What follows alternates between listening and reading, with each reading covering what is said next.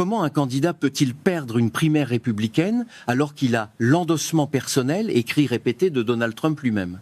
Parce que c'est exactement ce qui vient de se passer dans le Tennessee. Le 6 août 2026, Andy Ogle, élu du 5e district, membre du Freedom Caucus, l'un des visages les plus bruyants du camp MAGA au Congrès, a perdu sa primaire face à Charlie Hatcher. Pas de justesse par accident. 53% contre 47%. Un candidat que Trump n'avait même pas endossé.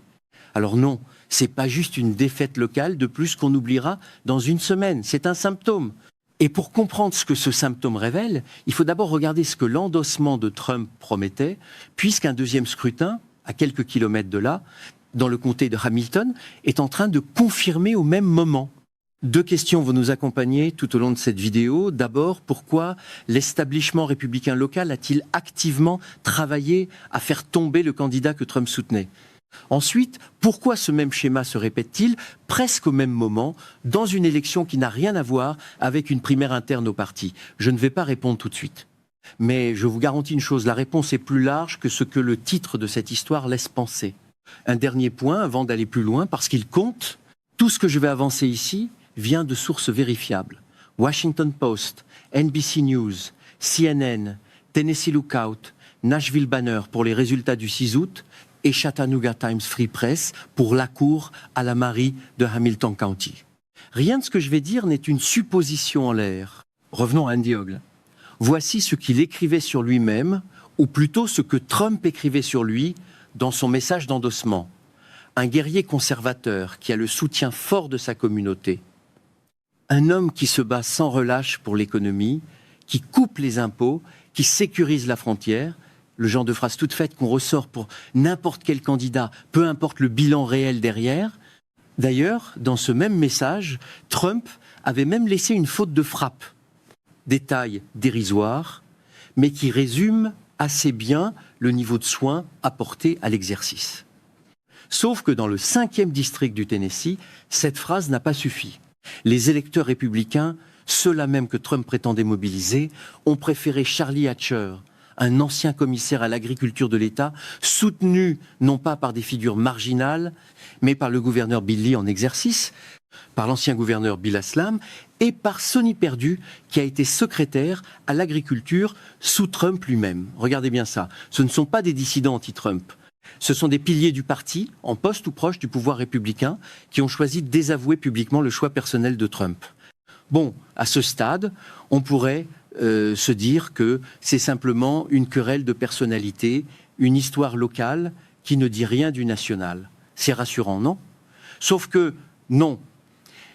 Parce que le bilan d'Ogle, une fois qu'on le regarde en détail, explique très concrètement pourquoi son propre camp a fini par le lâcher. D'abord, l'absentéisme.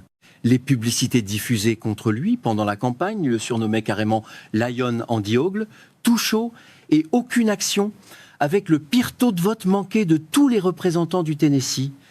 Ce n'est pas une attaque partisane sortie de nulle part, c'est un chiffre vérifiable sur son propre registre de vote au Congrès. Ensuite, il y a l'histoire du GoFundMe. En 2014, après la perte d'un enfant mort-né, Ogles a lancé une collecte de fonds baptisée Lincoln's Place, promettant un jardin funéraire pour les familles endeuillées, avec des bancs et même une statue de Jésus. Il a récolté près de 25 000 $. Le jardin n'a jamais été construit. Aucun document, aucune trace de où est passé l'argent. Quand des journalistes d'investigation lui ont demandé des comptes, il a d'abord refusé de répondre, puis a fini par affirmer, sans jamais produire la moindre preuve, que l'argent avait servi à aider des enfants atteints de cancer. Il utilise la mort d'un enfant pour lever des fonds et 25 000 $ plus tard, personne ne sait où l'argent est passé. Ça, c'est pas une opinion politique qu'on peut discuter. C'est un fait établi par une enquête journalistique, documentée, jamais réfutée par des preuves de sa part. Il a d'abord promis un jardin avec statue de Jésus, puis, des années plus tard, il a fini par affirmer sans preuve que l'argent avait servi à des enfants malades. Deux versions différentes, aucune des deux documentée, et un homme qui espère simplement que personne ne va vérifier deux fois, c'est un peu comme le cheval de Troie de la charité publique. On ouvre la porte par compassion, et ce qui rentre ensuite, personne ne peut plus le contrôler. Et pendant ce temps, sur le perron du Congrès, ce même homme se posait en croisée contre le gaspillage de l'argent public. Un élu qui accuse les autres de gaspillage alors qu'il ne peut toujours pas expliquer où sont passés 25 000 $ récoltés au nom d'un enfant qu'il a perdu. Ça inspire confiance. Et puis, il y a le troisième dossier, celui qu'il évoquait lui-même dans des interviews sur des chaînes proches de Trump, en se présentant comme une victime. Il racontait que le FBI avait saisi son téléphone, que ses enfants faisaient des cauchemars, en pensant que leur père allait être emprisonné par, je cite ces mots, le méchant Biden. Ce qu'il ne disait pas, c'est le contexte réel de l'affaire. D'après une enquête du comité d'éthique de la Chambre, publiée en janvier 2025, Ogle aurait gonflé un prêt personnel à sa propre campagne de 300 000 $ pour donner l'illusion d'un soutien financier plus solide qu'il ne l'était réellement. Le téléphone lui a été rendu en mai 2026, l'enquête s'est éteinte sans poursuite pénale. Mais voilà le détail qu'on oublie de mentionner quand on joue la carte de la victime, c'est pas une persécution politique inventée de toutes pièces, c'est une enquête sur des chiffres de campagne qui a fini par se refermer, faute de dossier assez solide pour une inculpation, pas parce que les faits initiaux étaient faux. Et ce mensonge sur son compte en banque de campagne s'inscrit dans un mécanisme plus large, celui de l'enrichissement des élus pendant qu'ils prétendent défendre les familles qui n'arrivent plus à payer l'épicerie.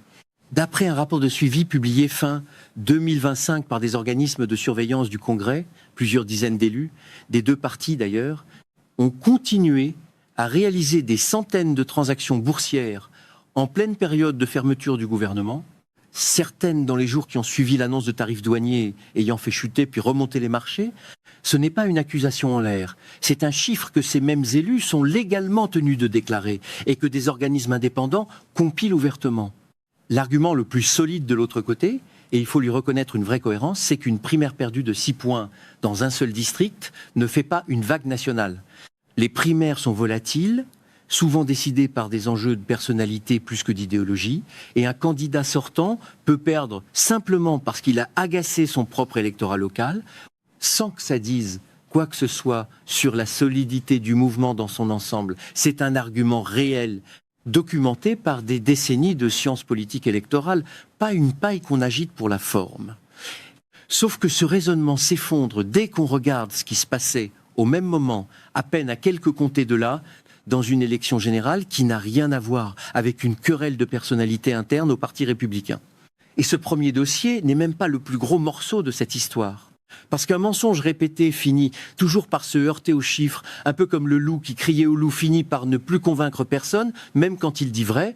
Et c'est exactement ce qui s'est passé le même jour dans le comté de Hamilton.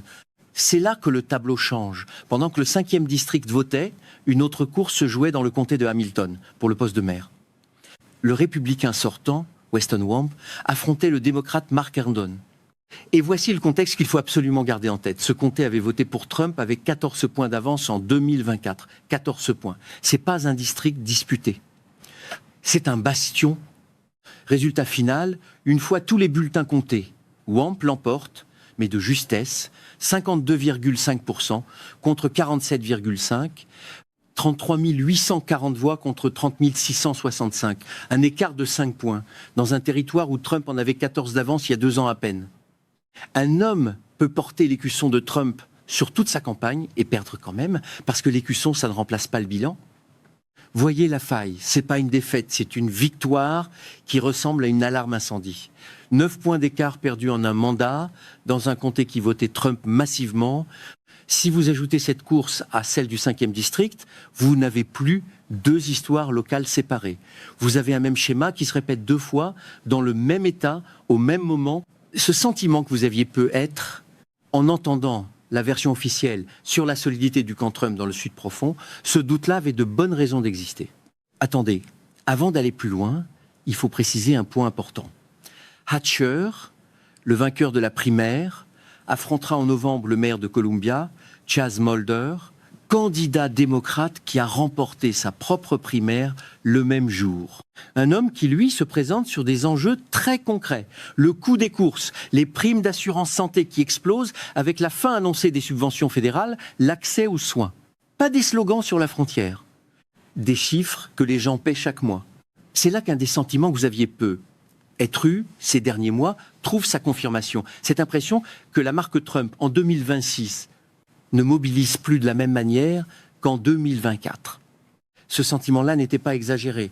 il était fondé. Si vous ne suivez que les résumés de 30 secondes sur les grandes chaînes, ce genre de détails vous échappe complètement.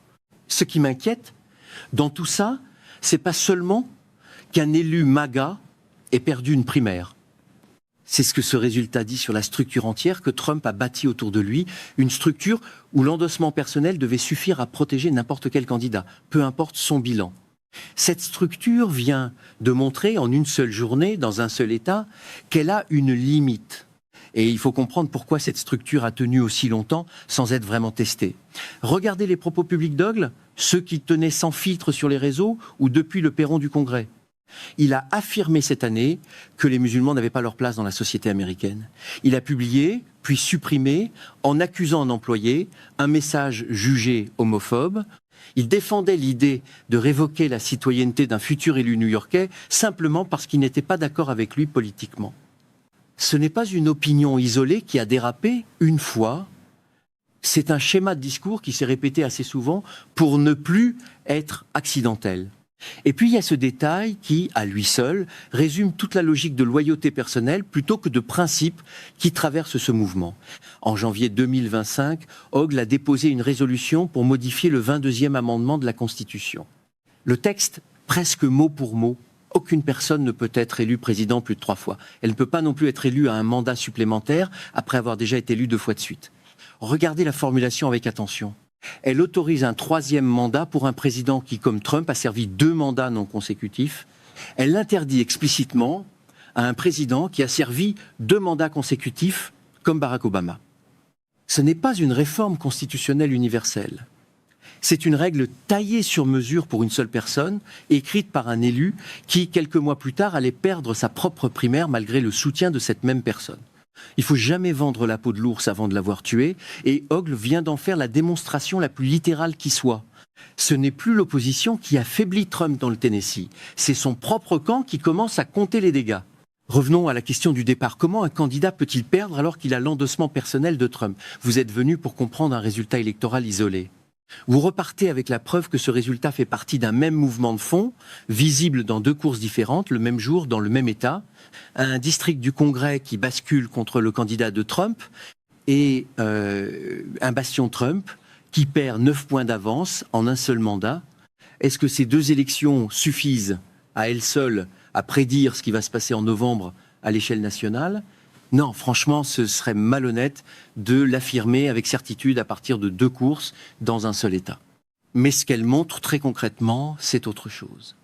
Dans certains territoires, l'électorat républicain lui-même a commencé à distinguer la marque Trump du bilan réel des gens qui s'en réclament. Et ça, pour un mouvement qui a construit toute sa force sur la loyauté personnelle plutôt que sur les résultats, c'est exactement le genre de fissure qu'on ne peut pas colmater avec un nouveau communiqué d'endossement.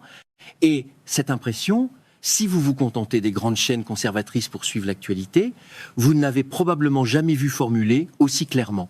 Ce n'est pas un oubli éditorial. C'est un choix répété assez souvent chez ces chaînes-là pour ne plus être accidentel. Élargissons encore un peu, parce que le Tennessee n'est pas un cas isolé. Depuis le retour de Trump à la Maison-Blanche, les élections partielles organisées à travers le pays racontent la même histoire. En moyenne, le basculement démocrate y tourne autour de 11 à 13 points par rapport au résultat présidentiel de 2024 dans ces mêmes circonscriptions. 30 sièges de législature d'État sont passés du côté démocrate depuis, 0 dans l'autre sens. 0. Et la cote de popularité de Trump, qui dépassait les 50% à son entrée en fonction, est redescendue autour de 40% selon les agrégateurs de sondages les plus cités. Juste une seconde, parce qu'il faut bien mesurer ce que ça veut dire, mis bout à bout. Le Tennessee n'est pas une anomalie isolée qu'on pourrait balayer d'un revers de main. C'est une illustration locale, chiffrée, d'une tendance nationale déjà documentée ailleurs, dans des dizaines d'autres circonscriptions, avec des marges parfois encore plus spectaculaires. Ce n'est pas de la maladresse électorale ponctuelle. C'est une méthode de gouvernance qui produit, scrutin après scrutin, le même résultat. C'est pas un accident de circonstance. C'est un schéma qui commence à se répéter, comté après comté. Le vrai problème, à mes yeux, dépasse largement le sort d'Andy Ogle lui-même. C'est la question de savoir combien de temps un mouvement politique peut continuer à demander une loyauté aveugle à ses électeurs quand le bilan concret, chiffré, documenté ne suit plus derrière les slogans. Et rien ne dit que ça s'arrête là. d'autres primaires, d'autres courses locales suivront dans les mois qui viennent. Et si ce schéma se confirme ailleurs, ce sera bien plus qu'une mauvaise soirée électorale pour un élu du Tennessee. Pendant ce temps, ce sont les habitants du 5e district et du comté de Hamilton qui vivent avec les conséquences réelles de ces années de discours sans bilan, pendant que les porte-paroles du mouvement continuent, eux, de répéter les mêmes formules toutes faites sur la sécurité de la frontière et la baisse des impôts. Je vous promets une chose, dès qu'une nouvelle primaire viendra confirmer ou contredire ce schéma, vous le saurez ici en premier, avec les mêmes sources vérifiées. Abonnez-vous à la chaîne pour ne pas rater la suite de cette histoire parce qu'elle est loin d'être terminée.